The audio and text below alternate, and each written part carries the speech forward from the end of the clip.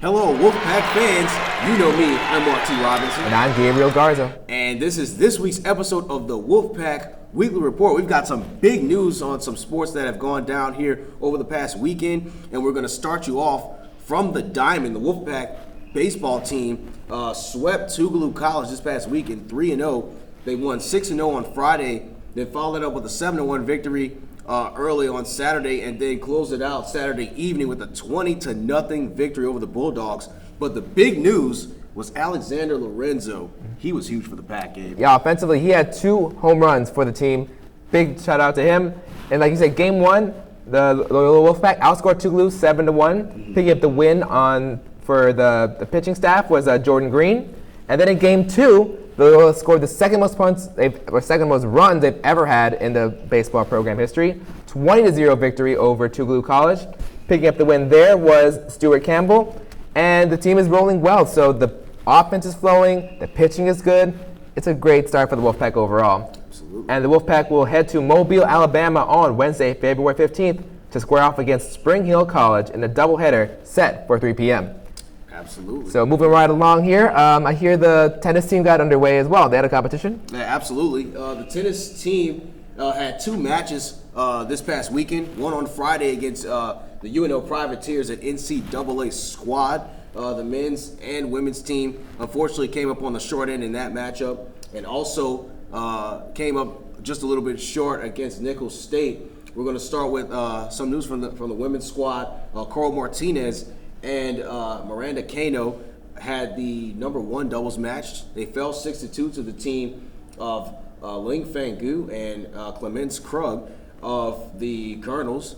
And on the men's squad, some strong showings in spite of the 3-6 loss, Gabe. They fell to the team, to the Colonels team, as I said, 6-3, but they were able to come away with some doubles victories. Galileo Cabrelas and Alexander DePascal turned in some promising performance, winning 6-4 in doubles competition. And on the singles side of it, Ernesto de Diego turned in a victory, winning 6-1 and 7-6 over his matchup with the Colonels. But the Wolfpack, in spite of the slow start, they're going to have a chance to regroup. They travel to Mobile, Alabama as well to match up with number 22 Middle Georgia State on February 24th. So they've got a couple week and a half or so to regroup and get things back in order. Not the star Coach Russell was looking for, right, but they're going up against some NCAA opponents and some ranked opponents early in the season. Mm-hmm. So they have a lot of opportunities to right the ship. So we're going to keep our eye out for the Wolfpack tennis squad. Let's do that.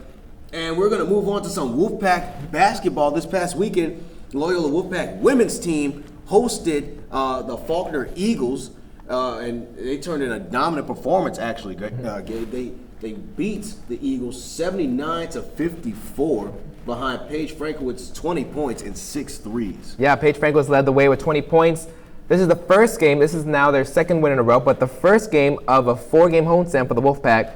Pretty much closing out the season here, but a couple of big games coming up. They move now into 20-5 overall record, 12-3 conference record, and these next 3 games will be very important for the Wolfpack. Yeah. Because these are their last home games of the season. They want to get rolling to finish the season off. Their next game will be against University of Mobile on February 16th. Tip-off is set for 5:30 p.m.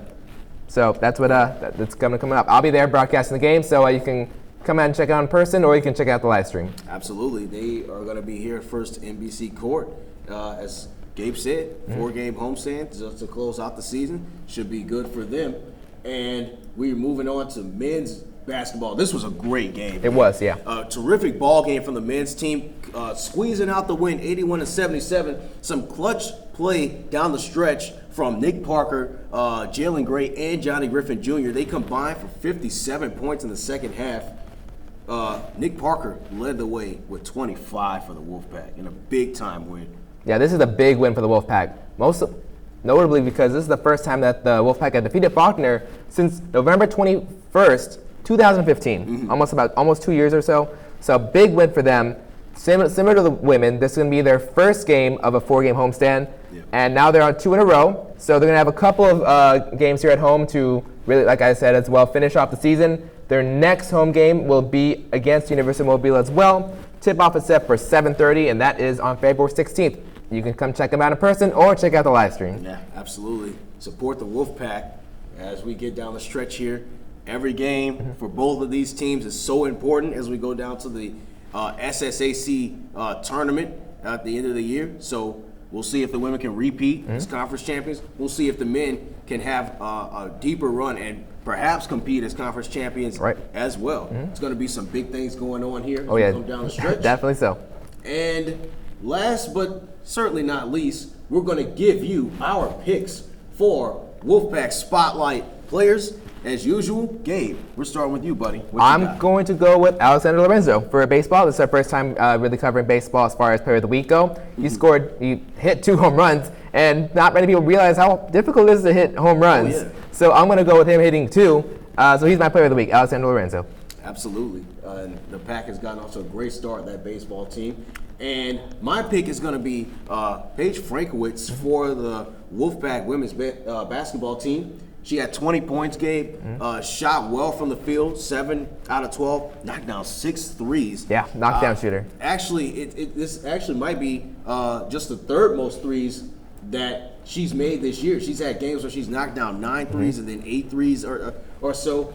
But she's been very dominant and as a freshman too. And we had a conversation, actually, me and you, we were kind of talking about how Coach Kennedy manufactured that starting lineup, and she fits perfectly. It does, yeah. Stretches the floor out and makes the defenders have to go out and guard her because you cannot leave her alone behind that 3-point line. So she's my player of the week.